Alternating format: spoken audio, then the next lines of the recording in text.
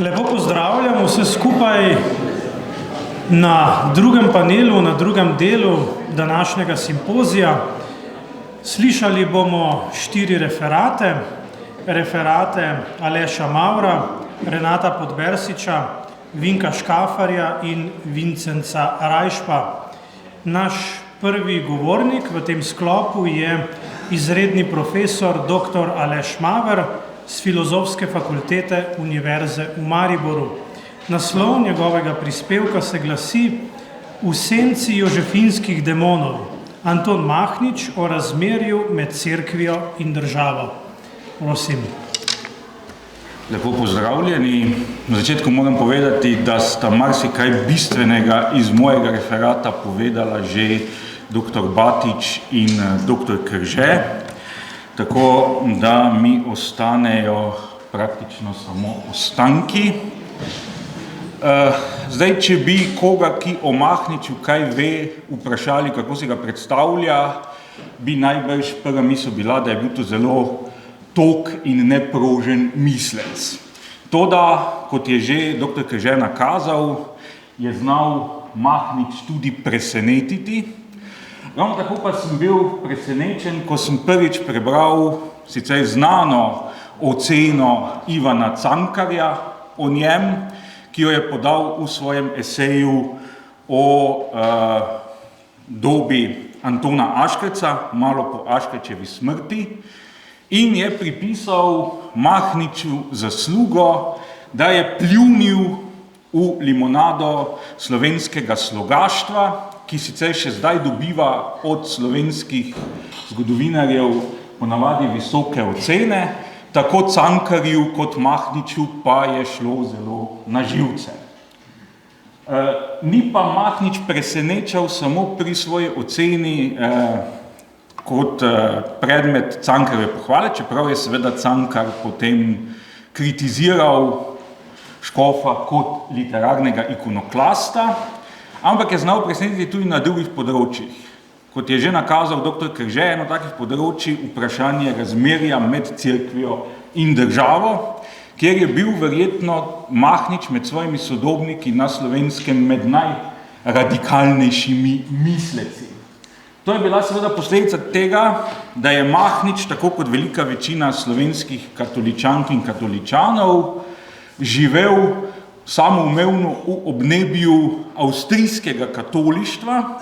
Avstrijsko katolištvo pa je ves čas do leta 1918 in še po leta 1918 spadalo v tok razvoja katolištva, ki mu lahko rečemo severo-zahodni tok, kar pomeni, da so bili del tega toka tudi Slovenci in so seveda delili vse preobrate, vzpone in padce tega kulturno-teološkega modela, ki jih je bilo pa med letoma 1815 in 1918 kar precej. V bistvu je bilo vse obdobje od leta 1815 v znamenju poskusov slovesa od jožefinizma, ki je katolištvo v Habsburški monarhiji odločilno zaznamovalo od druge polovice 18. stoletja naprej in se pravzaprav avstrijsko katolištvo tega okvira nikoli ni zares znebilo. Kot je čudovito pokazal že dr. Batič, je bila prva faza poskusa slovesa od jožefinizma po letu 1815 zelo protislovna, saj je poskusom odmika od tega modela, ki je pomenil tesno navezavo oltarja na tron, pri čemer je imel tron absolutno glavno besedo, spremljalo veliko pozno jožefinskih pojavov, še vedno so ukinjali samostane, še vedno so se duhovniki izobraževali po izrazito jožefinskih učbenikih in tako naprej. Zato prvi pravi prelom predstavlja še leto 1848, s katerim pa je povezano tudi prvo pravo presenečenje v Mahničevi misli, kajti Mahnič, ki se ga drži sloves trdovratnega legitimista, navdušeno in skoraj ekstatično govori o marčni revoluciji. Saj v njej vidi dogodek, ki omogoča katoliški cerkvi, da stopi iz sence jožefinizma in dejansko se takrat tudi zgodi, da se oblikujejo nove možnosti in nove alternative. Kot je tudi povedal dr. Batič, tukaj nastopa velika razlika med visoko duhovščino in duhovščino na nižjih ravneh, kjer še vedno tudi do leta 1848 dominirajo jožefinski škofje, ki pa se, tako kot dunajski nadškof, ob revoluciji praktično skrijejo v mišjo luknjo in lahko bolj na plan stopijo škofje nove generacije, kakršen je škof Slomšek, iz prejšnje generacije pa recimo sekovski škof Roman Sebastian Cengerle.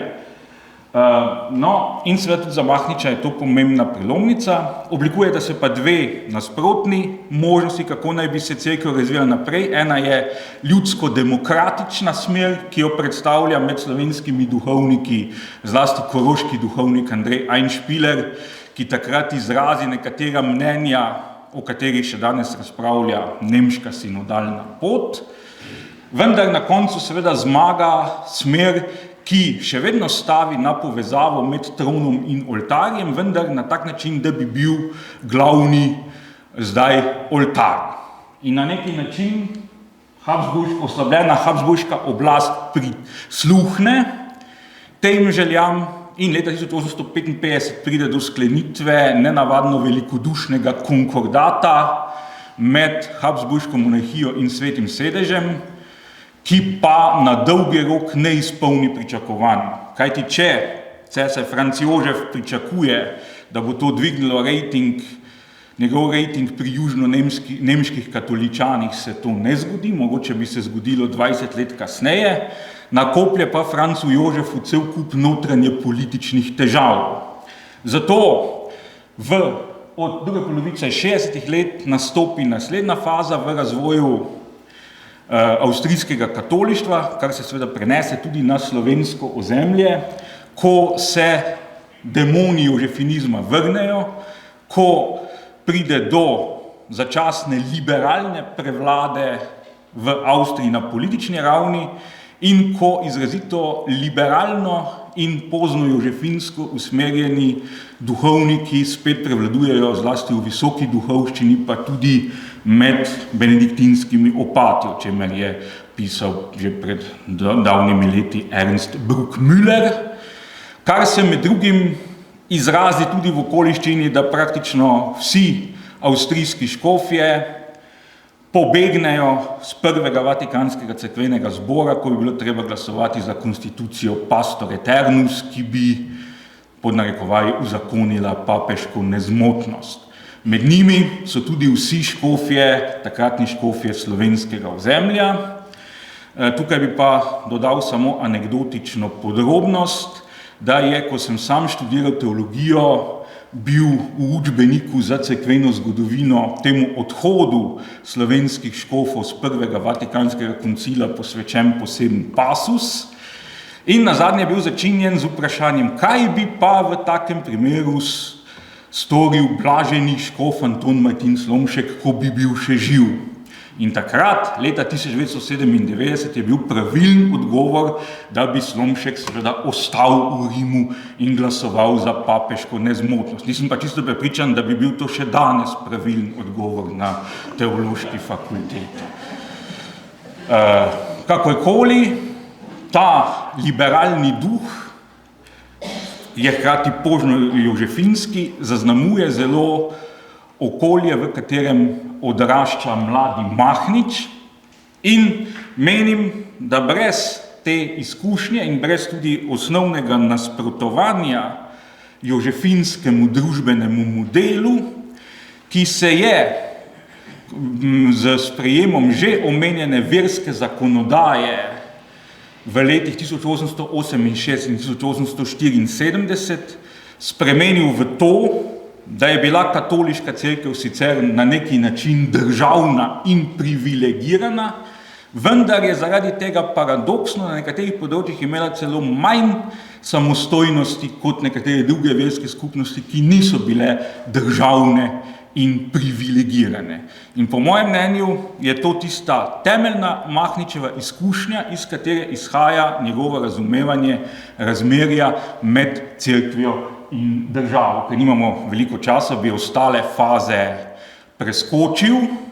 Pomembna je seveda potem tista, ki se zgodi leta 1918, zamenjavo državnega okvira.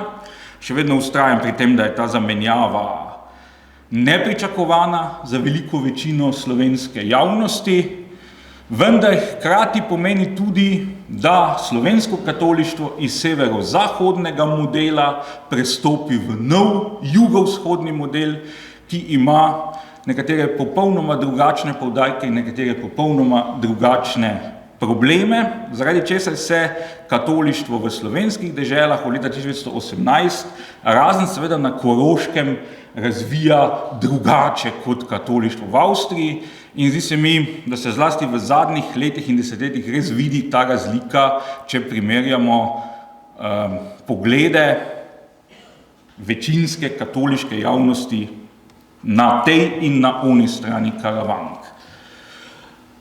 Kar je seveda posledica življenja v različnih modelih. Kaj Mahnič izpelje iz te izkušnje jožefinske državne cerkve? Izpelje predvsem temeljno zahtevo po tem, da mora biti katoliška cerkev v svojem delovanju neodvisna od državne oblasti, kajti avstrijska država po njegovem mnenju ne izpolnjuje pogojev, da bi se imenovala katoliška država, zaradi česar ji odreče pravico, da bi posegala v notranje razmere cerkve. In Mahnič celo razvije misel, pravzaprav je toliko pošten, da pristane na to, da vlak pelje v obe smeri, se pravi, če država ne posega v cerkev, se strinja tudi s tem, da cerkveni ljudje ne posegajo v državne zadeve, kar recimo že v času rimskega katolika jasno pove, se pravi, nič ne more bolj zadržavati pravega napredka, nič se bolj ne protivi ustanovi Božji nego, ako hoče država gospodovati v cerkvi, kakor ni od druge strani nič bolj pogubno za družbo in cerkev samo, kakor to, ako se služabniki oltarja silijo v upravo posvetnih zadev. Zdaj, tu gre za zelo dvosmerno logiko, ki pa sovpada z zahtevo Jakoba Misije, ljubljanskega škofa, naj imajo pri volitvah prednost laiški kandidati, če jih je le moč najti.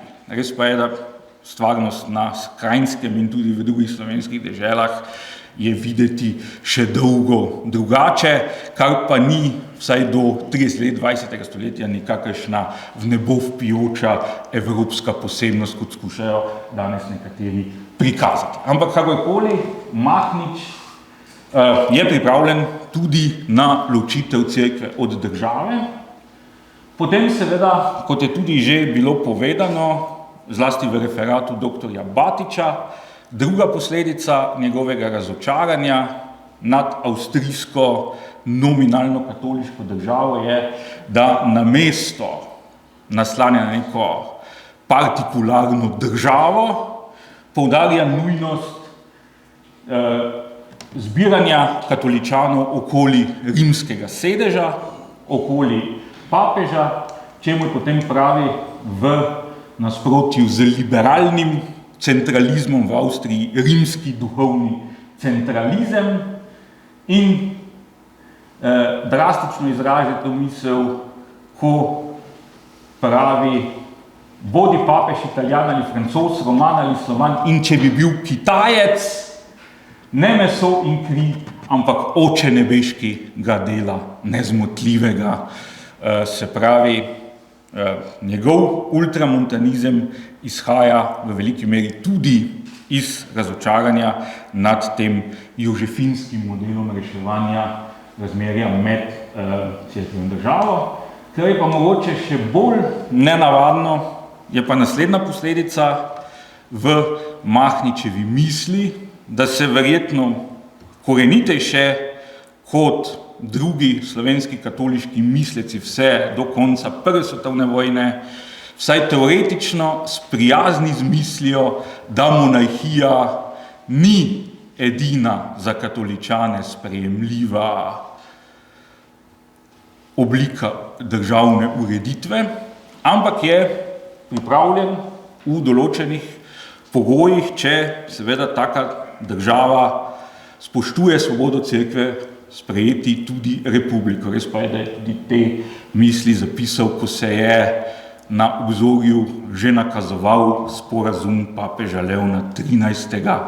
S francosko republiko, ki je bil za zelo veliko evropskih katoličanov strahoten pretres, ne pa za Mahniča, kajti, tukaj je treba seveda še posebej poudariti, Mahnič je dobro ugotovil, da avstrijski državni model in model državne cerkve vodi zaradi tega, ker vrednostni temelj Habsburške monarhije ni več katoliški ali ni več popolnoma katoliški, bo slej ko prej pripeljal do položaja, ko bodo o imenovanju katoliških škofov odločali ljudje, ki ne delijo s katoliško cerkvijo njenih vrednostnih temeljev.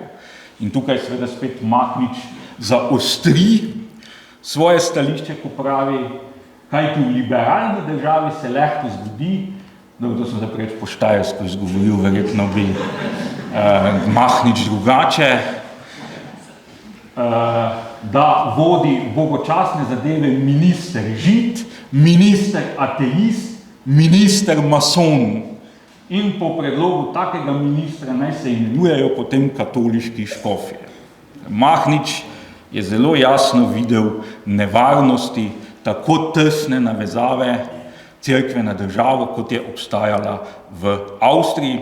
In dejansko, če bi pogledali zlasti imenovanja škofov v madžarski državni polovici, se je Mahničev strah v veliki meri uresničil, kar pa je potem tudi pripeljalo do precejšnje brezzobosti teh škofov, ko so se morali soočiti z nenadnim propadom velikega madžarskega kraljestva ob koncu Prve svetovne vojne. Slovenskega ozemlja je moj vtis, da smo imeli Slovenci takrat v koncu 19. začetku 20. stoletja relativno srečo z imenovanjem škofov kljub takim nastavkom, kot jih je sprevideval Mahnič. Seveda pa tukaj ostaja zlasti vprašanje lavantinske škofije, ki je bila ena najzahtevnejših škofij v monarhiji, saj je imela izrazito večino slovenskih vernikov, hkrati pa močno in glasno nemško govorečo manjšino ter sedež v mestu, katerega oblast je bila do katoliške cerkve izrazito nenaklonjena. In to je seveda vodilo v nujnost, da so bili po Antonu Martinu Slomšku za lavantinske škofe imenovani škofje, za katere so vedeli, da ne bodo delali prevelikih špetirov in škandalov, kar je imelo določen vpliv na razvoj slovenskega narodnega gibanja na Štajerskem. Mogoče bi kot tak primer lahko omenili tržaško škofijo. Skratka, Mahničev strah na tej točki nikakor ni bil neupravičen. No in seveda iz tega, tudi iz tega, da je v določenih primerih mogoče dati slovo obstoječi monarhiji, izhajajo, kot je povedal dr. Križe, tudi idejni temelji njegovega slovesa od habsburškega okvira in njegovega pristajanja na nov južnoslovanski okvir, čemu pa se seveda potem pridruži travmatična izkušnja zadnjih vojnih let, ko se mu enako kot prelatu Francu Kovačiču na Štajerskem enostavno zdi, da je habsburška monarhija odpovedala in ni izpolnila svoje zgodovinske naloge. Tako da je pa bil da njegova odločitev za južnoslovansko državo vsekakor bolj idejna ali ideološka kot pri Jegliču in imamo celo paradoks, da se mora slovenski gospodar, katerega katoliški uredniki se seveda že navdušujejo nad novim južnoslovanskim okvirom, v letu 1918 sklicevati na Mahniča, ker se ne more na svojega izrazito avstrijsko mislečega škofa napotnika.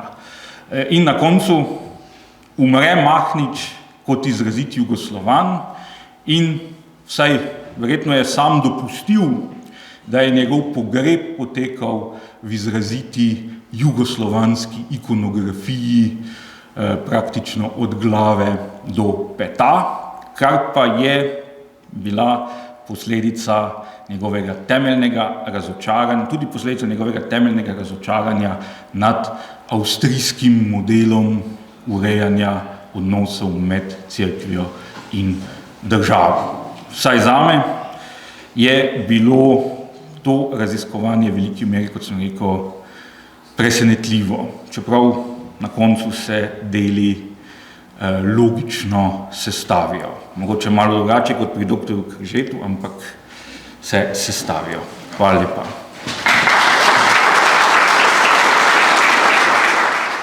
Hvala lepa Alešu Mavru za zgoščen in pester nastop. Naslednji referent je znanstveni sodelavec dr. Renato Podbersič z Študijskega centra za narodno spravo.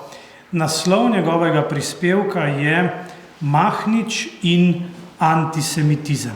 Spoštovane gospe in spoštovani gospodje, moj referat je historičen, bo morda polemičen, morda je aktualen, kajti s pojavi antisemitizma, tega večnega sovraštva, nasprotovanja Judom skozi zgodovino so vedno aktualni, kot bomo videli kasneje od zmeraj, tudi danes.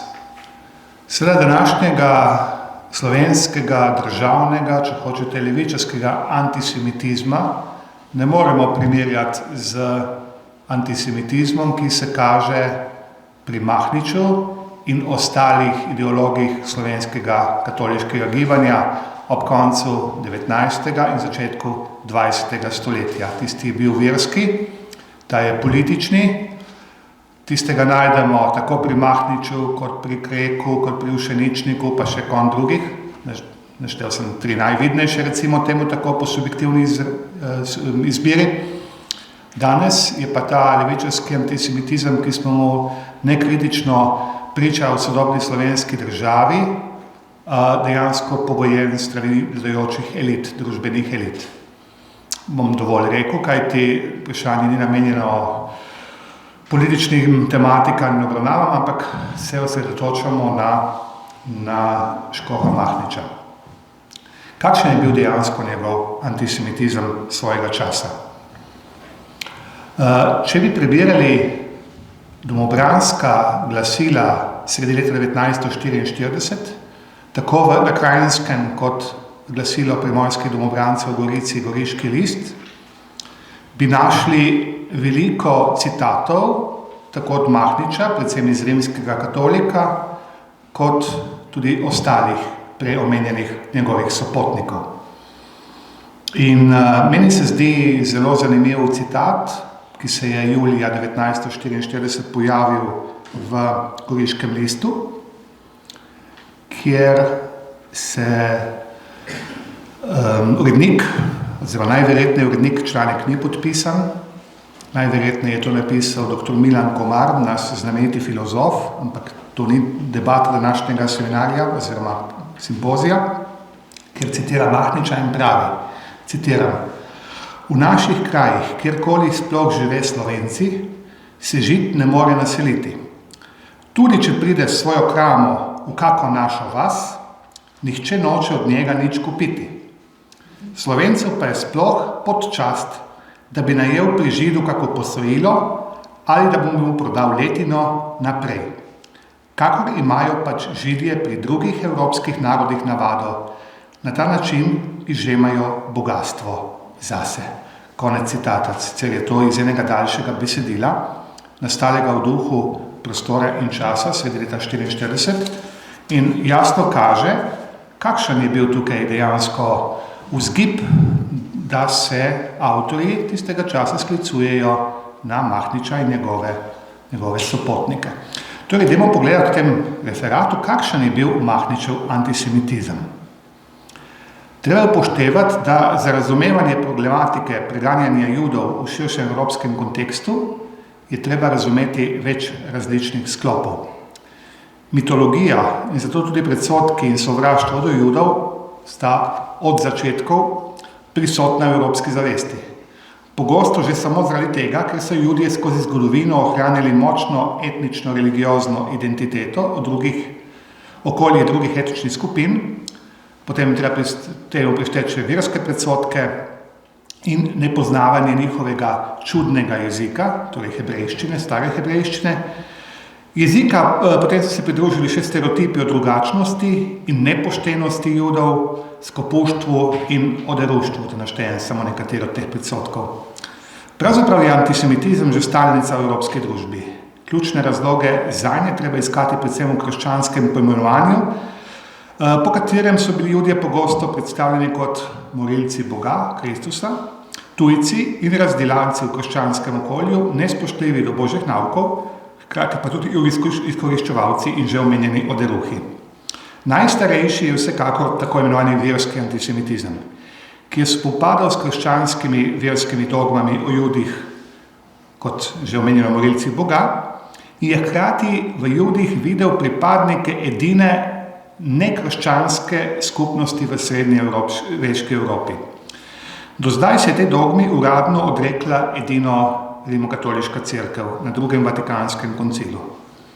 V pravoslavnih cerkvah omenjena dogma še vedno velja, razumljivo, ker bi jo lahko spremenil oziroma ukinil samo ekumenski svet, ki se pa že ni sestal od konca 8. stoletja.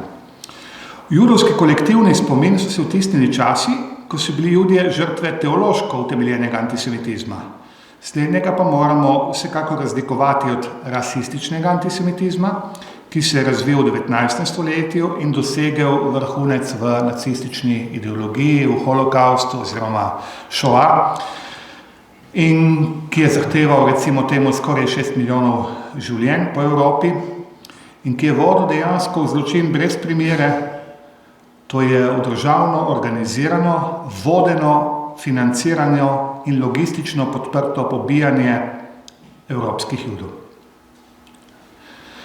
Kljub različnim pritiskom pa se je le manjši del Judov odločil za odhod iz judovstva. Odhod bi dal tukaj seveda v navedniste, zlasti v obdobju razsvetljenstva. Ponavadi je šlo za pripadnike mlajše generacije, ki je zavračala judovsko izolacijo in se je želela približati krščanskemu okolju, neredko tudi s formalnim vstopom vanj, torej s prijemom svetega krsta. V tem procesu najdemo, na primer, kar nekaj nam poznanih, pomembnih ljudi iz zgodovine, od Karla Marxa do Gustava Mahlerja, Heinricha Heineja, če samo nekatere naštejem. Ne moremo torej tudi govoriti o dejanski enakopravnosti Judov z drugim prebivalstvom, kar je nedvomno vplivalo na proces asimilacije Judov z večinskimi narodi. Hkrati pa je krepitev judovske zavesti še krepila antisemitske težnje v evropskih družbah. Odkot pravzaprav izraz antisemitizem? Prvi ga je uporabil nemški novinar in publicist Wilhelm Friedrich Adolf Marr, živel je ob koncu 19. in umrl 1904, uporabil je izraz prvič leta 1879, veljal je za velikega antisemita in tudi pisca izrazito protisemitskih prispevkov svojega časa. Beseda označuje danes sovraštvo do Judov na osnovi vere, rase in narodne pripadnosti. Diskriminacija do Judov je precej starejša kot rasne teorije. Že v prvem stoletju, v obdobju Rimskega imperija, so bili Judje pogosto preganjani, ker so kot monoteisti niso hoteli vključiti v tedanje politeistično, versko in kulturno življenje. V srednjem veku so oblasti Jude omejevale pri lastništvu zemlje s številnimi predpisi. Prav tako so jim predpisi predpisovali poklice, s katerimi so se lahko ukvarjali. Tisto, kar je bilo Judom dovoljeno, da počnejo, je bilo kristjanom prepovedano. Največkrat pa je bilo povezano z denarjem, posojilništvom, denarnimi posli, menjavo denarja.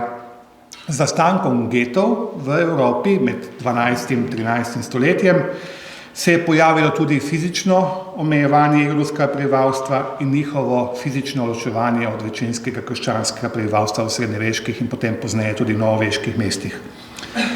Slovensko nasprotovanje judom oziroma antisemitizem je bil del širšega srednjeevropskega odnosa do judov, ki se je oblikoval kot nekakšen skupek idej in stereotipov, ki je združeval zgodovinsko usedlino predsodkov s sodobnostjo in z mitologijo. Šlo je za nestrpnost do drugačnosti, ki se je pojavljala v celotnem evropskem prostoru in bila v 19. stoletju, kot smo že uvodoma videli, pogosto v zvezi s vzponom narodnih gibanj in vstopom širših množic v politiko. Antisemitizem v deželah slovenskim prebivalstvom znotraj Avstro-Ogrske monarhije lahko torej vidimo kot posledico različnih vplivov in družbenih ter socialnih razmer. Svarila v časopisnih člankih pred judovskim naseljevanjem in širjenjem vpliva judov ob koncu 19. stoletja pričajo obstoju številnih predsodkov in negativnim odnosu do judov. Tako je ljubljanski Slovenec kot svarilo pred judi leta 1882 objavil primerjalno statistiko o povečanju števila judov med leta 1869 in 1880. Za Kranjsko je bilo zapisano, da ima izmed vseh dežel najmanj judov in se sme zaradi tega najsrečnejša imenovati. Načančno preštevanje evropskih judov je hkrati pomenilo tudi izražanje antisemitizma. V slovenski predstavi, ki se ni bistveno razlikovala od srednjeevropskih modelov, je jud pomenil prispodobo za različne negativne lastnosti in krivca za škodljive številne procese v tedanjem času. Po mnenju številnih tedanjih slovenskih časopisov jud predstavljal tujca in osebo brez domovine. Hkrati naj bi bil s svojim oderuštvom in drugimi negativnimi lastnostmi škodljiv za narod, med katerim se naseli. Zato je v časopisju zelo pogosto izraženo mnenje, da so Judje nezaželeni tudi v deželah s slovenskim prebivalstvom. Zdaj, tukaj nastopi en fenomen. Na Krajinskem do verske svobode, do 1867 Judov dejansko nimamo, malo jih je tudi na spodnjem Štajerskem.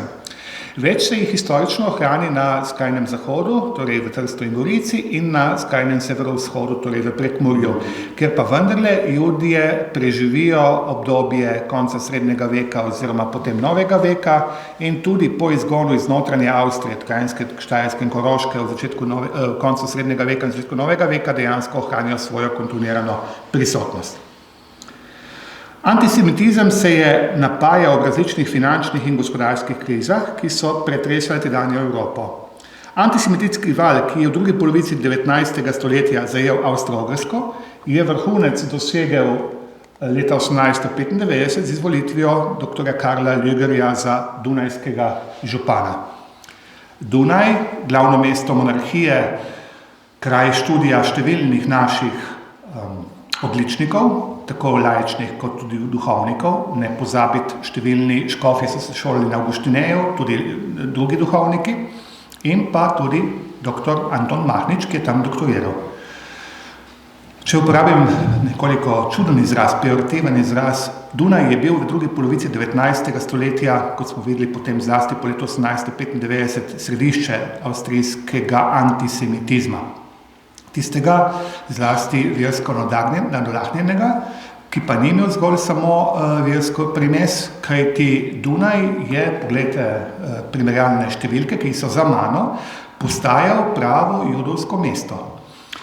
Tukaj je šlo predvsem za stereotipe proti judom, ki pridejo iz najštevilnejšega dela judovskega predvojne, pred prvo svetovno vojno prisotne Habsburške monarhije, to je deželi Galicija in Bukovina, ker Judje dejansko prihajajo v mesto, na njihove poglede oziroma njihovo bivanje, naraščajoče vplive, izglede za svojimi kaftani, potem kučmami in tako naprej se je že daleč videlo, odkot prihajajo. Z njimi se je srečal tudi mladostni Adolf Hitler. Vemo, če beremo njegov Mein Kampf, kam je potem prišel njegov program in kako je to rezultiralo potem v preganjanjem nacistične stranke in potem gibanja oziroma nacizma med drugo svetovno vojno. Torej, v tem okolju, kjer se šolajo Mahnič in njegovi kolegi številni, tako iz liberalnega kot iz katoliškega slovenskega gibanja poznejšega, se napaja avstrijski antisemitizem. Recimo en podatek, ki mogoče lepo ilustrira, kar sem zdaj povedal.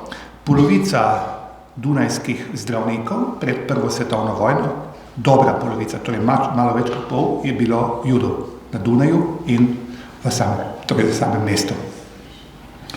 Zdaj, izvolitev doktorja Lügerja za župana 1895 je L'Eco del Litorale, to je bil vodilni katoliški časopis v Gorici, pospremil s pomenljivimi besedami. Pošteni ljudje upoštevajo Jude toliko, kot papež upošteva barabine. Konec citata. Pri razvoju nasprotovanja Judom so sodelovali seveda tudi Slovenci, toda bolj oddaleč. Niso pa aktivno posegali v oblikovanje antisemitskih tendenc, temveč so prevzemali nekaj splošnih modelov. Še najbolj se je tudi slovenskega prostora prijel strah, katerega korenine so bile v širših družbenih spremembah 19. stoletja. Pojavljale so se številne novosti, tako na političnem kot na tehničnem področju, ki so ogrožale ustaljen tradicionalni način življenja in hkrati rušile ustaljena družbena razmerja. Antisemitizem je k nam prodiral iz nemških dežel. Zdaj, zgodba zase je Italija, ki tega klasičnega verskega antisemitizma praktično v tistem času ni poznala. Se prilagodil slovenski situaciji in postal tako imenovani antisemitizem brez Judov, predvsem v vodilni slovenski deželi na Krajinskem. Toda verbalni antisemitizem slovenskega okolja ni prešel v fizično obračunavanje z judovskim prebivalstvom.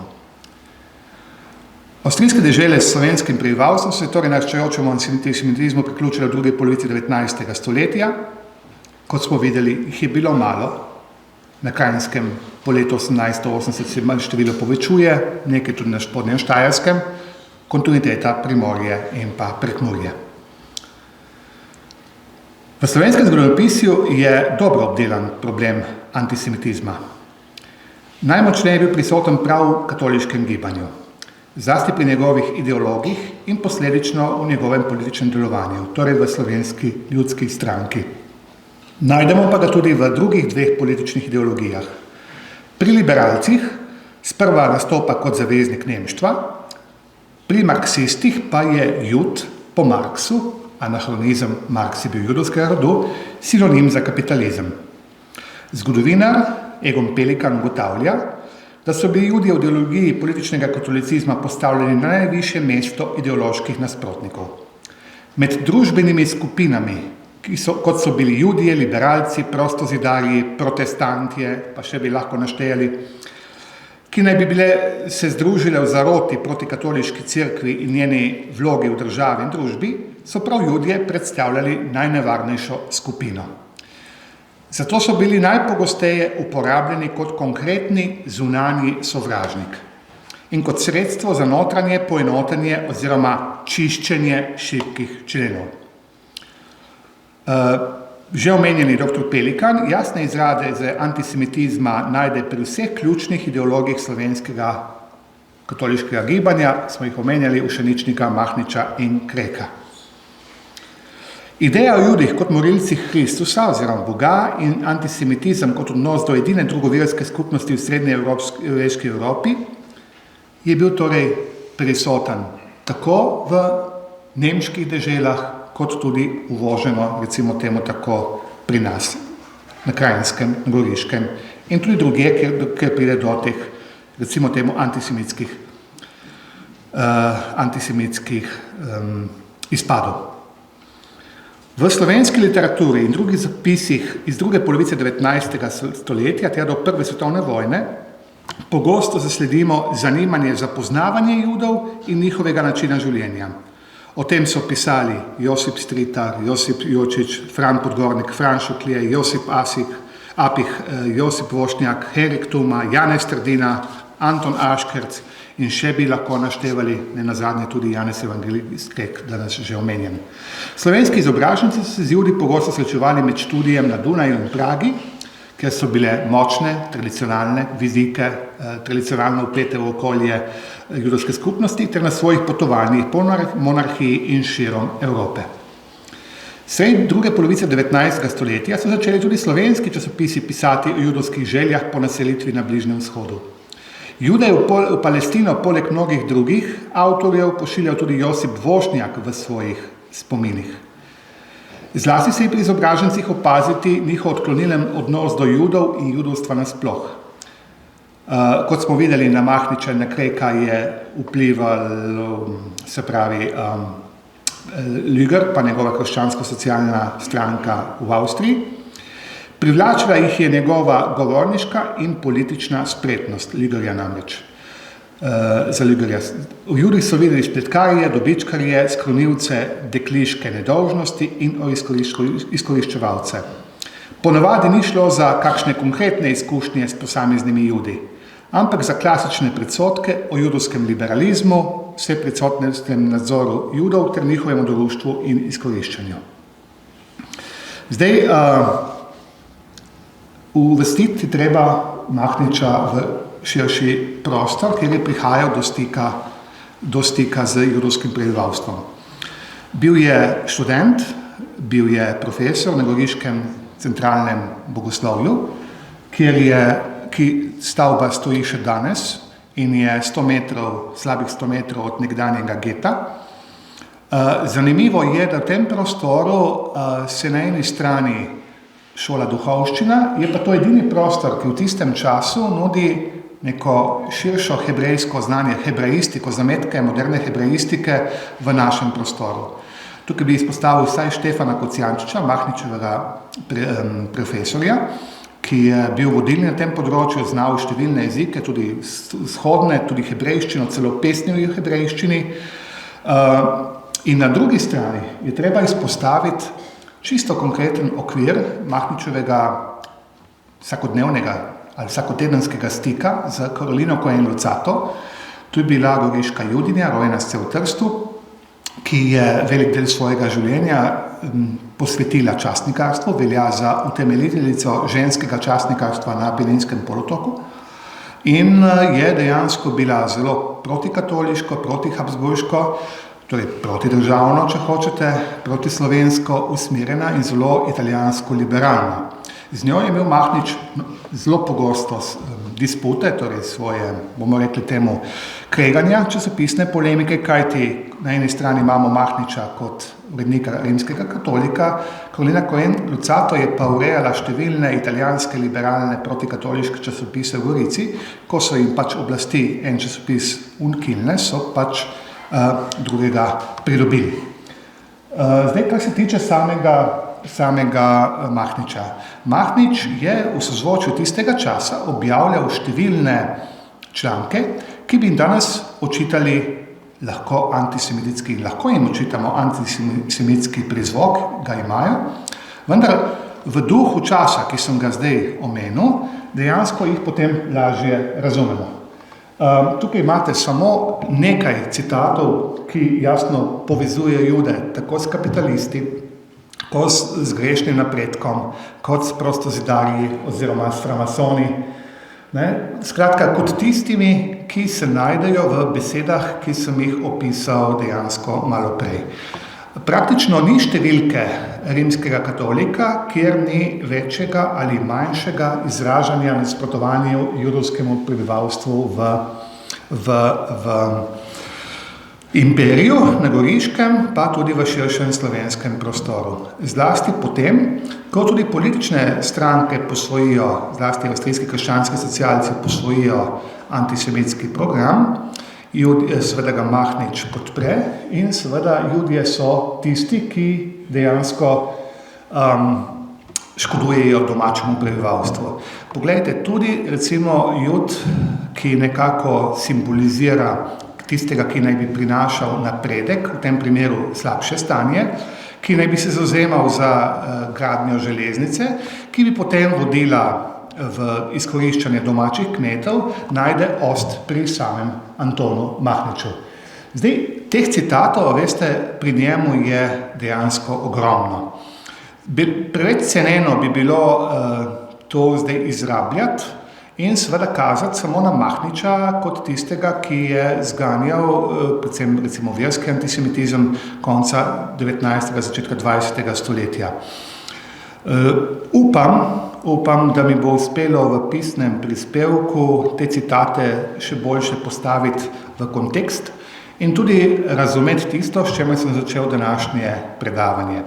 Torej, da Anton Mahnič pri svojem odnosu do Judov ni bil nobena posebnost, ampak je zgolj sledil trendom tistega časa in to se še najbolj kaže v tej zgodbi oziroma pripovedi mitu o večnem Judu, večnem Židu, ki ga je ponatisnil tudi v rimskem katoliku in je seveda storil tisto, kar sem povedal že v začetku. Tudi, če bi se Žid pojavil, piše Mahnič v Sloveniji, med Slovenci, bi ga Slovenci nagnali. Hvala lepa. Zahvaljujem se Renatu Podbersiču za zanimiv in mestoma polemičen referat. Naš naslednji govorec je dr. Vinko Škafar, upokojeni profesor na Teološki fakulteti Univerze v Ljubljani. Naslov njegovega prispevka je Mahničev in Jegličev odnos do glagolice in vpliv pri imenovanju škofov goriške metropolije. Gospe in gospodje, to temo sem zato izbral, ker sem pred desetletji že pisal nekaj o Škrivaniču, kapucinu na Reki, v odnosu do ljubljanskega škofa Jegliča. In tam sem našel veliko zapisov prav torej v tem odnosu Mahnič-Jeglič, glede tudi glagolice in poimenovanje škofov goriške metropolije. Pa bom za uvod prebral misel, sicer znano pa vsem to knjig ne spada, od Noldinija, koprskega škofa, pred 300 leti, tako je zapisal. Zanimivo, da je voštinec Pavel Noldini, koprski škof, torej pred okrog 300 leti, ustanovil tudi tako imenovano glagoljaško semenišče in je potem med drugim tole zapisal. Zmagoviti Bog lepo dokazuje, da mi je draga naklonjenost obeh narodov, italijanskega in slovenskega, da Italijane oskrbuje s častitljivimi duhovniki, da jim dokazuje, da mu je draga naklonjenost obeh narodov. To Italijani ponujajo vernikom pobožne molitve, zveličavne zakramente in svetomašo v latinščini, ter vernike v moralnih pridigah poučujejo v italijanščini. Slovanom pa dopušča morda celo z večjimi privilegiji svete duhovnike, ki v njihovem rodnem slovanskem jeziku ne skrbijo le za pridige, temveč tudi za molitve, maše in zakramente in vse, kar je se lahko kot dobro tudi vernikom zaželi. In potem tako končuje takrat kot stavek od tega koprskega škofa, Italijana, doma iz Padove. O kako močna je vest človeka z maternim jezikom in kako močna vpliva na srce beseda, izrečena v njem, torej v tem domačem jeziku.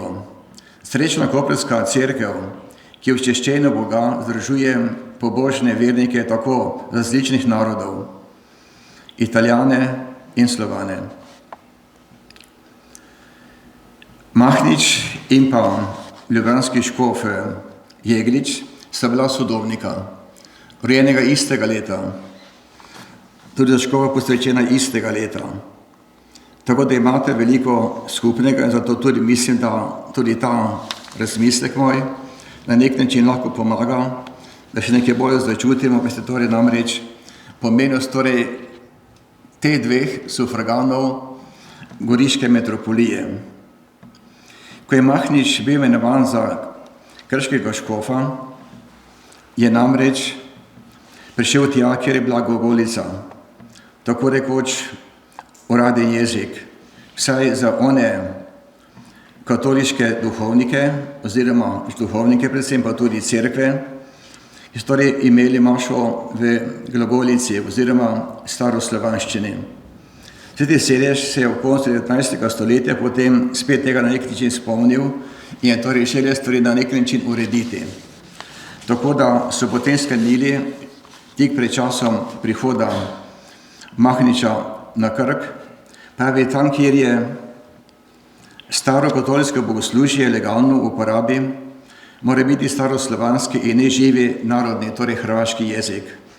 Kot drugič med mašo se ne sme mešati slovanski in pa latinski jezik. In še kot tretja potrditev, pravica in dolžnost glagoljaškega bogoslužja je povezana s krajem in ne z osebo.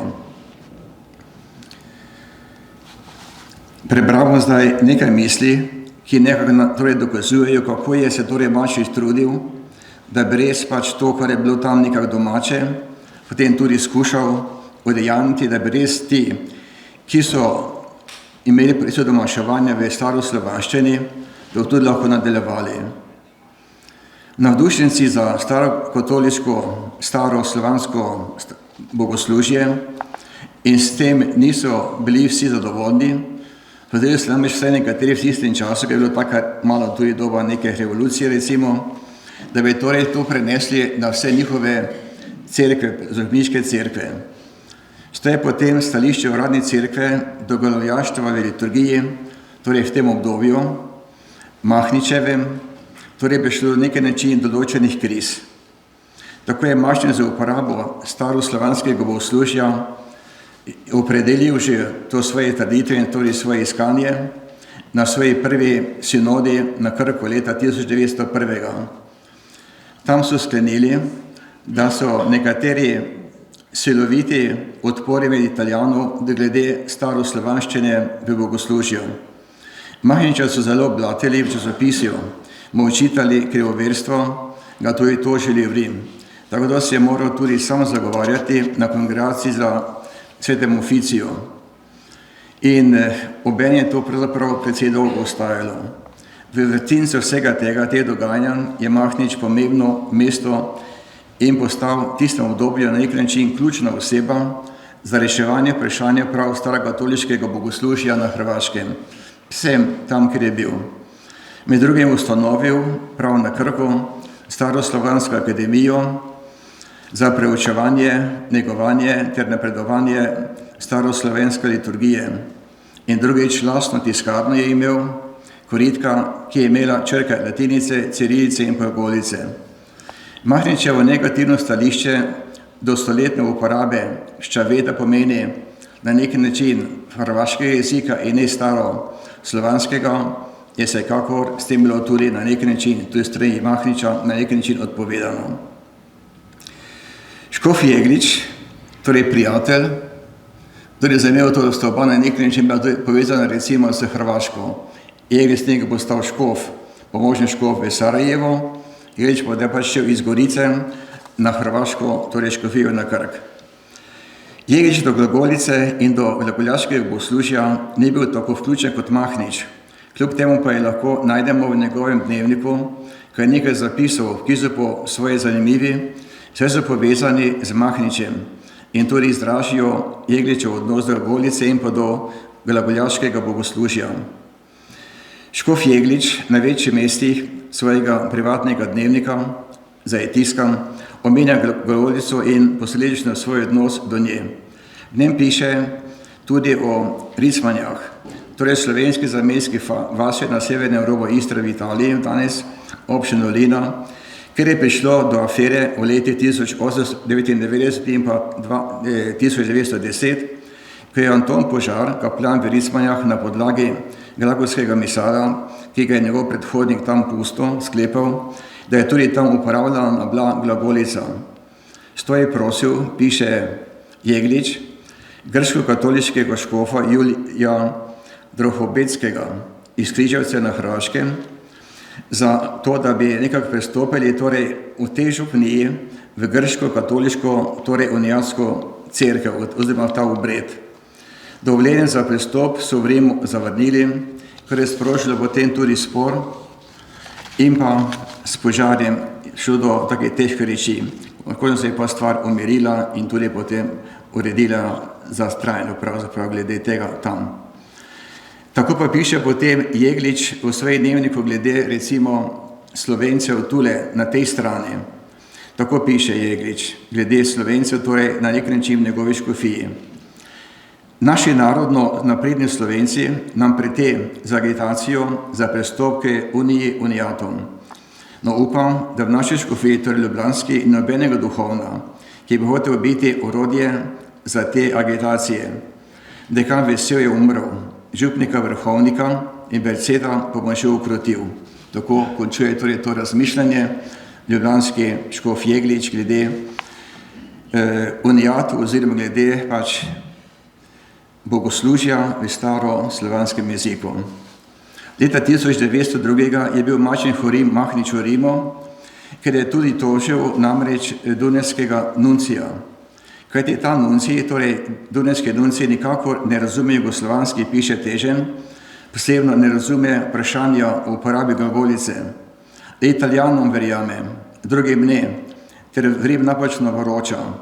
Posebno Mahnič, piše dalje Jeglič, je silno razpit kot ciljen agitator, da bi se glagoljalo po vseh slovanskih zemljah. To pa ni res. On brani pravice za glagolico edino tam, kjer je bila že glagolica. Žali Bog, da je Rim pred 3 leti napačno informiran bil. Zavozi je odločivši, naj ostane glagolica tam, kjer je ostala neprestano zadnjih 30 let. To pa ni razmeran primerno, ker je ravno zadnjih 30 let na mnogih krajih prenehala in se je peljala tako imenovani tisti ščavet, pomeni neke vrste hrvaški jezik. Potem leta 1905 pa piše Mahnič takole, da so namreč bili škofje povabljeni v Rim, da torej škofje tam v Rimu, torej pred papežem, pred kardinaljem, torej o tem se pogovarjajo in da rešujejo. In tako piše v mesecu maju dobesedno. Soboto zvečer sem prišel v Rim, cerkvene prince naše slovanske, jugoslovanske bi danes lahko rekli, in po zaradi nekega rimskega dekreta so torej se želeli tam vsekakor pogovoriti, da je pač naredili to, kar je na nek način najbolj primerno tudi za torej to ohranjanje staroslovanščine tam, kjer je pač ta že bila. Tam so imeli potem take različne debate in je tudi Jeglič bil vsekakor na koncu zadovoljen. Potem še piše dalje, da je naše posvetovanje glagolsko-rimski službi Božji lepo napredovalo med tem torej srečanjem v Vatikanu in da je tudi papež prišel k njim, pa jih je obiskal in da je po pozdravu nam pa je tudi prebral, piše Jeglič, zelo lep govor, da so bili škofje, torej tile iz Hrvaške, razen pač slovenskih, ste z vsem tem navdušeni. Obenem pa je potem spet, ko je šel sam Jeglič na obisk papežu Piju X, omenil potem tudi pogovor s papežem, torej Jeglič o Mahniču in takole pravi. Naj omenim Mahniča, katerega je žal, da je v Rimu počrnjen. Zasmejijo se in papež pravi, da smo že pisali, kako ga cenijo in osebno spoštuje papež. Dodaj še papež potem, kako ve, da je osebno svet mož, to je govor torej zdaj za Mahniča, goreči pa dela ven. Le tega si ni prav napravil, da je peljal glagolico ali bolje prav brez staroslovanski rimski na krajih, kjer tega prej ni bilo. Tako je, da je torej prišel potem tudi Jeglič nekako vesel domov od tam. Razen torej tega, kot drugi vidik še vert podaril nekaj glede, ko se je že bilo napovedano, glede tega še recimo takole. Za goriško metropolijo pomeni za škofije goriške metropolije je šel torej postopek za zbiranje tudi imenovanja škofov. Zato kot drugo točko bi rad prav to predstavil. Najprej še mnogi znano tole, da je pravzaprav Jeglič bil takole, veste, na svoj način imenovan za škofa. Namreč on je bil tam župnik v Sarajevu in je potem sarajevski prvi nadškof, tam ustanovili torej tako uradno hierarhijo, imenoval svojega, oziroma izprosil tak na malo okrog, iz Rima do da lahko torej Jegliča posveti za pomočnega škofa v Sarajevo.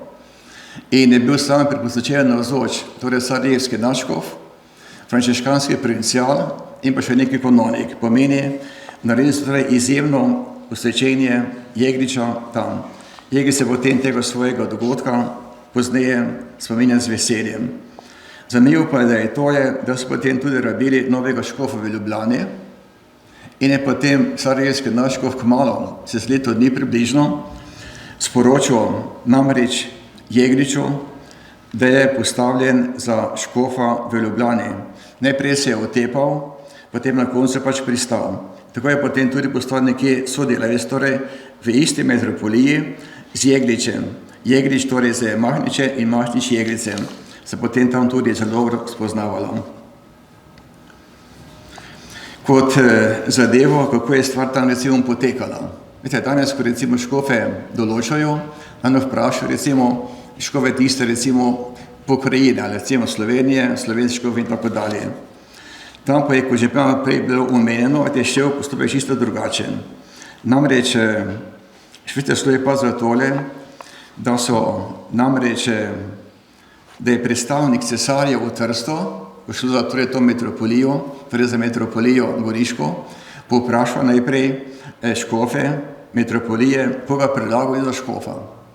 In potem, ko je torej to predlagali, potem torej ta predstavnik cesarja to poslal tam ministru za bogočastje in potem je torej ta minister na koncu koncev napisal pismo, imamo tudi take duplikate, ki je torej predlagal cesarju Jožefu II, Francu Jožefu, koga naj torej imenuje. In potem dejansko cesar imenoval torej škofe, torej tudi v tej goriški metropoliji.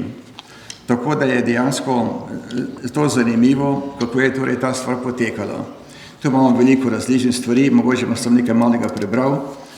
Recimo za izbiro tržaškega škofa 10. leta Jeglič v svojem dnevniku takole zapisal: za Trst priporoča škof Mahnič, patra Bernardina Škrivaniča, ki je provincial kapucinov na Reki. Mož je pobožen, izredno dovzeten, ima tudi smisel za socialno delo. Karlina, to piše torej zdaj Jeglič glede Mahniča, nič prav ne ceni, ker misli, da je malo hud izraz ima omejen.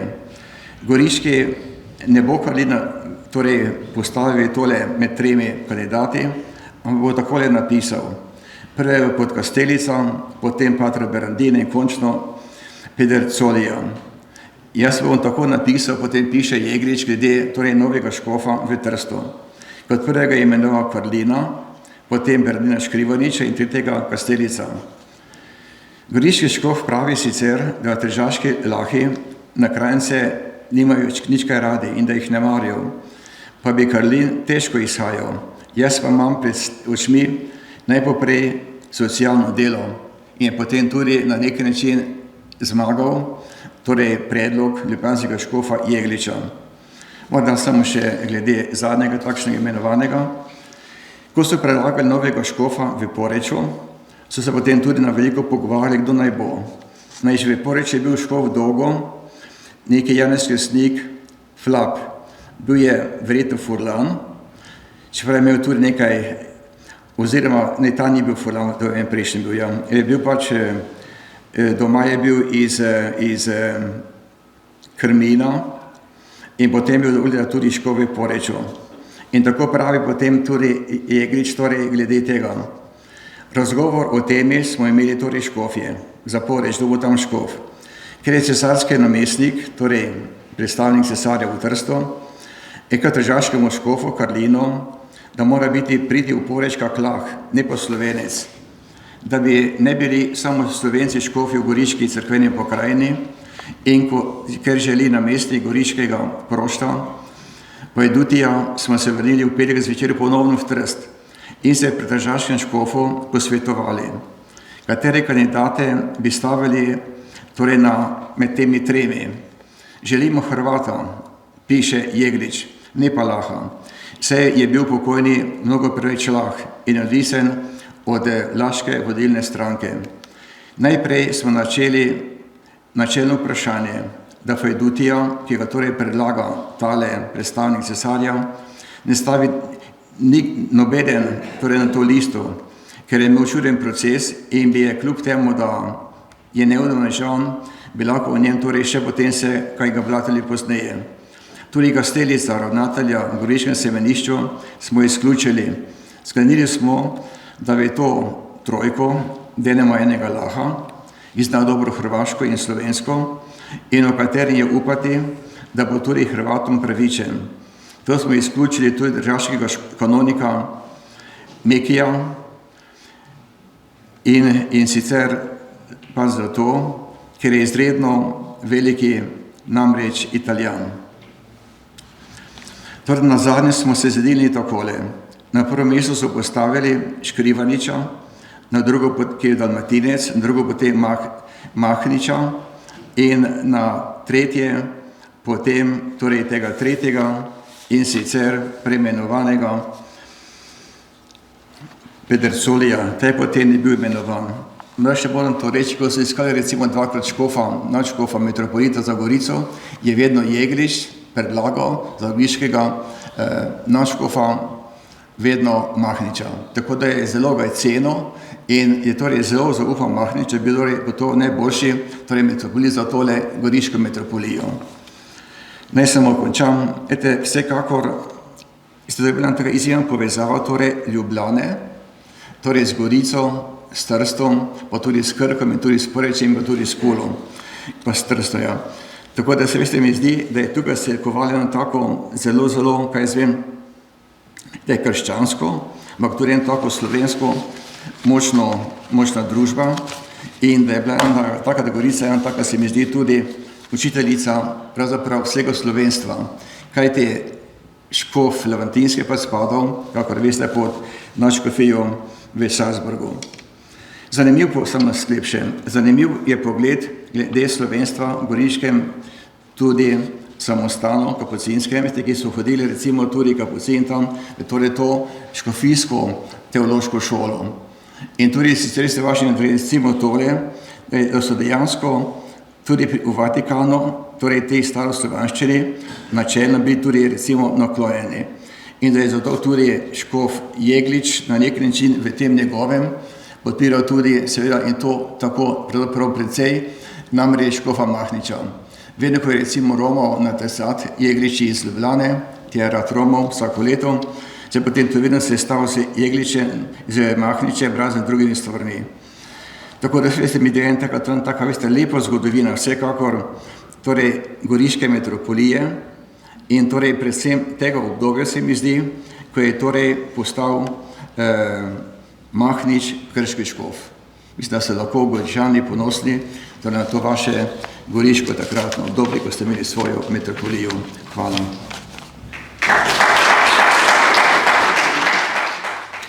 Lepo se zahvaljujem Vinku Škafarju za njegov zanimiv referat, poln tudi raznih podrobnosti, raznih posebnosti. Naslednji referent je dr. Vincenc Rajšp, svoj čas direktor Slovenskega znanstvenega inštituta na Dunaju, ker pa zaradi bolezni ne more biti danes z nami, bo njegov prispevek prebral dr. Tomaž Ivešič, direktor Študijskega centra za narodno spravo. Lepo pozdravljeni.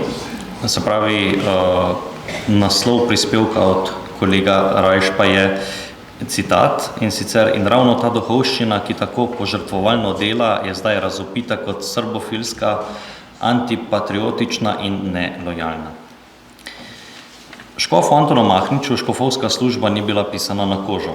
Imenovanje za škofa na Krku je omogočil Andrej Marija Šterk, ki je bil po 2 letih na lastno željo leta 1896 premoščen za škofa v Trst. Mahnič je bil imenovan po takrat ustaljenem redu. Ko je škofe, razen Levantinskega, imenoval cesar, predlog pa pripravil minister za uk in bogočastje na osnovi predlogov vprašanih sosednjih škofov, ki jih je običajno zbral deželni predsednik, ki je pri tem lahko imel pomemben vpliv. Škofija Krk ni bila lahka že iz geografskega vidika. S cerkveno pravno reformo leta 1828 je bila škofija nebistveno povečana s priključitvijo škofij na Rabu in Osorju. Slednja je obsegala otoke Cres, Loš in Ilovik, Susak, Unije ter velike in male Srake. Škofija Krk je dotlej spadala v okvir metropolije Zadar, leta 1830 pa je bila vključena v Goriško metropolijo. Poleg geografske razdrobljenosti se je v škofiji Krk zaostrilo še vprašanje odnosa do glagolice, predvsem sa strani italijanske iredente, kar je zaostrovalo tudi nacionalne odnose med Hrvati in tamkajšnjimi Italijani. Po odhodu škofa Šterka so iskali novega. Za predloge so bili vprašani goriški nadškof Zorn, ljubljanski škof Misija, tržaško-koprski škof Šterk in poreško-pulski škof Flap. Slovenski škofe so predlagali le Hrvate. Na prvem mestu kapitularnega vikarja dr. Franca Volariča, le Flap je imenoval popolnoma druga imena, na prvem mestu Hrvata stolnega prošta dr. Ivana Bolmarčiča, na drugem mestu Italijana Lorenza Petrisa de Dolamare, ki je že imel škofovsko posvečenje, na tretjem Antona Mahniča. Vendar se tržaški namestnik Rinaldini s tem predlogom ni strinjal. Menil je, da so se škofje preveč togo opirali na prepričanje, da je za škofijo Krk neobhodno potrebno, da je škof duhovnik te škofije, ker v glavnem le ti duhovniki obvladajo glagolico, ki so jo rabili na številnih podeželskih župnijah. Rinaldinijevo prepričanje je bilo ravno nasprotno. Za škofa naj pride duhovnik iz druge škofije. Citiram, ker bo ta laže uveljavil neobhodno potrebne mere v interesu države in cerkve. Konec citata. Zato je odločno svetoval imenovanje Volariča, ker da je izrecno narodno, se pravi hrvaško orientiran in zaradi tega neprimeren za škofa krške škofije. Ob tem, da je bil po njegovem mnenju ekstremno nacionalen mož, mu je zameril še njegovo zauzemanje za glagoljaško liturgijo. Rinaldini je preskočil tudi Flapova kandidata na prvem in drugem mestu in se odločil za tretjega, dr. Antona Mahniča, sredi česar je izpeljal še drugi krog poizvedovanj pri goriškem nadškofu Zornu in ljubljanskem škofu Misiji, ki pa sta imela le možnost izreči se za ali proti imenovanju dr. Antona Mahniča. Goriški nadškof je dal pozitivno mnenje, vendar je opozoril na sodni proces med dr. Mahničem in dr. Gabrškom, za katerega je menil, da ni take narave, da bi predstavljal oviro za imenovanje za škofa, ker je prišlo do njega zaradi časopisne polemike, pri kateri ni bilo obrekovanj in zmerjanj, kar je pisalo tudi v predlogu oziroma fortragu cesarjev. Škof Misija je imenovanje Mahniča prav tako podprl, obenem pa pojasnil, zakaj ga ni predlagal že prvič, ker je, kot je pisal, sam izkusil, kako težko je škofu, ki pride od zunaj in s takšnim nezaupanjem kot tujec biti sprejet. Tudi napete odnose med Slovani in Italijani v Istri bi po Misijenem mnenju lažje obvladoval domačin kot tujec. Vendar je imel Mahnič po njegovem prepričanju to prednost, da je kot profesor bogoslovja poznal predvsem generacijo mladih duhovnikov in tako zanje nikakor ni bil tujec. Nekoliko daljši uvod zaradi tega, da bi razumeli, da je Mahnič odhajal v škofijo mnogih izzivov. Njegovo delovanje na Krku in osebno počutje zgodovinar težko presoja, ker je izginil njegov arhiv.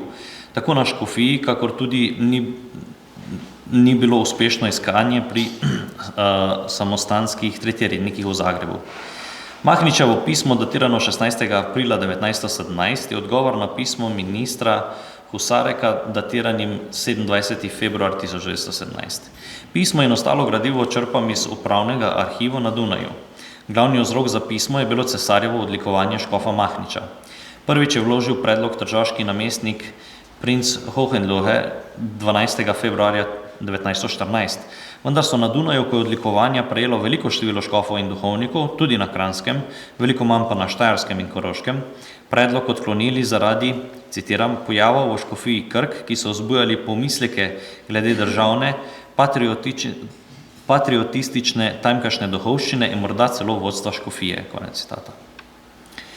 Verjetno za vzroke vsebuje pismo poveljstva 5. armade, ki je poveljeval Brojevič z obtožbo, citiram, vse slovanskega oziroma srbofilskega gibanja, pri katerem so bili aktivni duhovniki, učitelji in tako imenovani češki poletni turisti.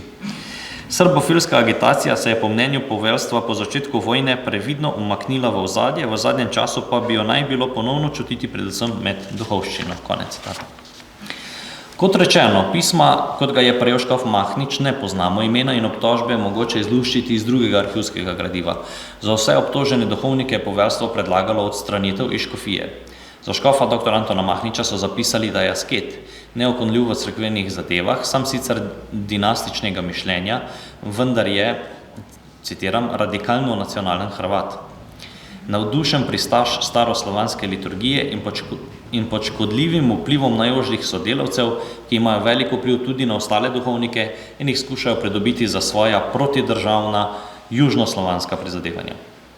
V pismu zagovarja Mahnič 10 duhovnikov škofije, zavrnil pa je zagovor redovnika Karla Brajkoviča, ker ni spadal pod njegovo jurisdikcijo. Mahnič je utemeljeno zavrnil vse obtožbe duhovnikov, nenazadnje je pisanje trajalo domala 2 meseca, ter zatrjeval, da je duhovščina delovala tako kot tudi sam v smislu državnega patriotizma in da tudi kritike niso bile naperjene proti državi, temveč proti obstoječim razmeram, italijanskemu iridentizmu in neposrednim državnim uradnikom, ki so tudi potem, ko je Italija napadla Avstrijo, gledali večjo nevarnost za državo pri Hrvatih in predvsem hrvaških duhovnikih, kakor pri italijanski iridenti. Obtožbe so zadele celo najožji škofov krog. Med duhovniki iz škofove neposredne bližine se je zdaj v vojski hudo sumljiv korni vikar dr. Anton Pilepič, ki bi naj nasprotoval zbiranju prispevkov za Rdeči križ ob nedeljah, oviral pa naj bi tudi proslavljanje avstrijskih vojaških zmag. Mahnič pojasnjuje, da Pilepič ni storil nič narobe. Za Italijanke, ki so zahtevale pobožnost v podružnični cerkvi, je župnik hotel pridobiti mnenje škofa, ker so bile iste pobožnosti napovedane v stolnici. Ta poteza je bila po škofovi sodbi edina pravilna, predvsem pa poudari škof gre za ženske, ki niso na glasu posebnih avstrijskih patriotk, temveč je prošnja imela nacionalni, torej italijanski karakter. Škofov tajnik Polonijo bi naj med drugim razširjal mnenja, da za Hrvate ne veljajo obstoječi zakoni, temveč zakoni iz časa cesarja Ferdinanda I. Župnika dr. Orliča v mestu Krk so obtoževali, da je prepovedoval delo za Rdeči križ ob nedeljah, da je pridigal proti vojni, da ni bral maš v zahvalo za avstrijske zmage nad Srbi. Župnik Tomo Kraljič v Polici bi naj izražal strah, da bodo Nemci v primeru zmage postali premočni, odklanjal pa je tudi pouk nemščine v šolah in zagovarjal misel, da so za atentat v Sarajevu odgovorni le storilci, ne pa srbski narod. Župnik Milovčič v Primorju je bil obtožen, da je bil kot predsednik Narodnega doma odgovoren, ker v dvorani ni bilo cesarjeve slike, medtem ko so v njej visele slike črnogorskega kralja. Mahnič obtožbe popolnoma obrne. V prvem primeru je šlo za sestanek duhovnikov v samostanu na Krku, ker so v nadaljnjem neformalnem pogovoru govorili tudi o pravnem položaju hrvaške nacije napram Ogrski. Pogovor so izvala šovinistična pisanja določenih madžarskih dnevnikov ter izzivalni govori v madžarskem parlamentu, med njimi ministerskega predsednika Tise. Poudarjeno je bilo, da so bili Hrvatje cesarju vedno zvesti. Medtem ko se je Ogrska večkrat dvignila proti dinastiji, so ostali Hrvati ostali zvesti svojemu kralju, tudi potem, ko je Sabor leta 1527 prostovoljno prenesel hrvaško krono na Habsburško dinastijo. Temu pogovoru je prisostvoval tudi Mahnič sam. Mahnič je tudi vse ostale obtožbe najodločneje zavrnil in poudaril, da nobeden od obtoženih ni prišel pred sodišče, čeprav so nekateri prestali mesece v preiskovalnih zaporih. Glede italijanskih zahtev po pobožnosti v stolnici je poudaril, da gre za italijansko nacionalno nagajanje uperjeno proti Hrvatom in hrvaškim duhovnikom. Glede obtožb župnika Kraljiča, da bi bili Nemci v primeru zmage premočni in češ, da s tem ne želi zmage, Mahnič poudarja, da je imel župnik v mislih karmenizacijsko odvisnost nekaterih ultranacionalističnih političnih strank. Obenem pa je Mahnič menil glede takratnih zahteve oblasti uvedbo nemščine v šole, da to v tem času ni pametno. Obtožbe proti Vinku Premudi je Mahnič pojasnil z dejstvom, da mu nasprotujejo, ker se z veliko prizadevnostjo zavzemal za rabo stare cerkvene slovanščine in je tudi glavna opora Staroslovanske akademije. V zaključku pisma, ki je dolg 27 strani, se pravi 26 strani po 36 vrstic na stran, je na 13 straneh Mahnič poudaril, da minister lahko vidi, da so obtožbe duhovnikov brez vsake osnove ter uperjene proti Hrvatom. Kot primer navaja, da je bilo obtoženih 34 Hrvatov, obsojen pa je bil le eden. Medtem ko po napadu Italije na Avstrijo ni bil priveden še noben Italijan. Glede nacionalnih težav na Krku Mahnič poudari, da gre za 87% hrvaškega in 13% italijanskega prebivalstva. S hrvaškim narodnim prebujanjem je nastala močna reakcija proti italijanski propagandi, ki se je začela že pred 50 leti. Ta se izraža tudi v italijanski propagandi proti starocerkveni slovanščini. Že takoj po imenovanju so ga v Gorici obiskali določeni italijanski krogi, ki so na otoku Krku zahtevali odpravo glagolice, po mnenju škofa zato, da bi dobil otok italijanski videz. Citiram: Sam sem že leta 1898 poslal ministru grofu Thunu memorandum o teh problemih in nevarnostih za monarhijo, vendar ni pokazal nikakršnega interesa. Konec citata. Le duhovščina brani o teh razmerah ne le hrvaški jezik, temveč tudi monarhijo. Vendar človeka pri tem takoj obtožijo, med temi sem tudi sam, tako pravi Mahnič, panslavizma in srbofilstva. Proti nam je predvsem italijanska iredenta, ki se hoče maščevati, ker smo ji prekrižali tovrstne načrte. Zanje predstavlja že raba stare slovanščine v cerkvi nedopusten delikt. Hrvaški duhovniki so osovraženi tudi zaradi tega, ker so otok iztrgali italijanskemu kapitalu. Mahnič pa se je ostro odklonilno izrazil tudi v avstrijskih uradnikih na otoku, ki so glavni krivci za obtožbe duhovnikov. Dotaknil se je tudi šolskega vprašanja, ko so gimnazije in druge srednje šole le italijanske kljub številčni hrvaški prevladi. Nedvomno je pismo zelo zanimivo, saj se Mahnič neomajno zavzame za obtožene duhovnike, v pismu pa jasno pozori tudi na politične probleme na otoku, ki jih v smislu nacionalizma povzročajo Italijani. Mahnič odločno brani starocerkveno slovanščino v cerkvah. Zanjo se je leta 1904 zavzemal celo pri papežu v Rimu, kjer je nekako usihal duh papeža Leona XII. In je glagolica postajala tudi problem v odnosih med Svetim sedežem in dunajskimi vladami. Da Mahničev strah pred italijansko iredento ni bil prazen, kaže njegova ugrabitev in konfinacija v bližini Rima. Ali morda vedo povedati o tem kaj več rimski in vatikanski arhivi? In ali se je bil kdo pripravljen zauzeti za Mahniča, kot se je on sam za podrejenemu duhovnike in nacionalne pravice tamkajšnjega hrvaškega prebivalstva? Iz Mahničevega arhiva tega ni mogoče zaznati, ker ga preprosto ni. Kako je tudi to mogoče? 16. julija 17 je Mahnič odlikovanje prejel. Poudarjena je bila njegova zvestoba kroni, pozitiven odnos do države, načelnost v cerkvenih zadevah ter ustanovitev semenišča v Pazinu. Listina je ohranjena v škofijskem arhivu na Krku. Vendar v končni verziji ni bilo omenjeno mnenje tržaškega deželnega namestnika Friskeneja, ki je odlikovanje sicer priporočil, vendar pospremil ga tudi s priporočili in pripombami vladi. Med drugim priznava, da je škofova obramba realnejša kot obtožbe, čemur bi naj bilo krivo tudi to, da poročevalci niso dobro razumeli hrvaščine. Škofu pa je tudi pripisal neke vrste nerazgledanost, čež da je že 20 let na Krku osamljen in odrezan od širšega poznavanja razmer. Kakor da Friskene ni vedel za Mahničeve aktivnosti glede povojne ureditve in spomenice, ki je bila 1915 poslana papežu, ker se zavzema in prosi za podporo v povojnih dogajanjih. Tajnost je papežu prenesla pater Milošević, provincial Minoritov, in pater Škrivanič, provincial Kopocino. Friskene je še pisal, da predvsem mlajša duhovščina v škofiji ni prijazno razpoložena do avstrijske države in da se pri ekstremnih primerih kažejo izrecne srbofilske tendence. Mahnič očita, da je bil kot škof vse preveč popustljiv do teh politično radikalnih elementov in da tudi zaradi svojega nacionalnega prepričanja in vpliva okolice ni nastopal z odgovarajočo odločnostjo proti nacionalnim izgredom. Menil je, da bi bilo potrebno, tako kot je bilo prepričano tudi vojno poveljstvo, vplivati na škofa, da odločneje ukrepa in zahtevati zamenjavo njegovih najožjih sodelavcev.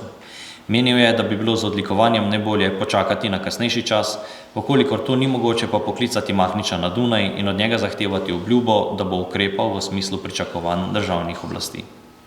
Kot vemo, se to ni zgodilo. S pismom 24. septembra 1918 je avstrijski ministerski predsednik grozil Mahniču z ostrimi državnimi sankcijami, vendar je bilo tudi zato prepozno.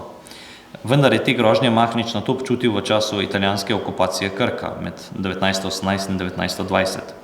Najprej sta bila njegova najožja sodelavca škofijski kancler Polonijo in tajnik Palčič deportirana na Sardinijo, nato pa je bil še sam 4. aprila 1918 nasilno odpeljan v kamenuški samostan v Frascatiju blizu Rima.